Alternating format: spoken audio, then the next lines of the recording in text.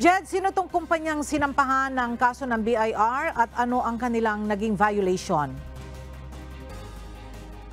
Yes, Ella, nagsampa ng criminal cases ang Bureau of Internal Revenue o BIR sa pangunguna ni Commissioner Romeo Lumagi Jr. laban sa dalawang korporasyon na umano'y nagbibenta ng ghost receipt.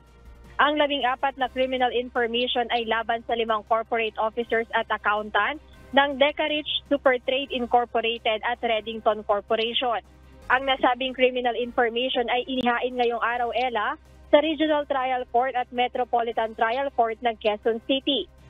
Tax evasion, failure to file tax returns at iba pa ang nakita ng Department of Justice sa kanilang preliminary investigation sa dalawang nasabing korporasyon.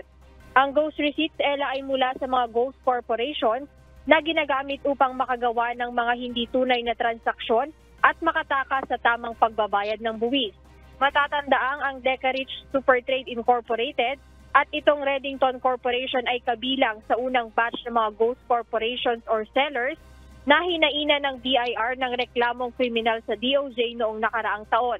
Kanina nga, Ella, nagpaalala rin si Commissioner Lumagi Jr. sa lahat na huwag nang antayin na mapadalhan pa ng sulat ng BIR bago tumugon sa tamang pagbabayad ng buwis. Ayan muna ang update. Balik sa iyo, Ella. Maraming salamat, Jed Neresina.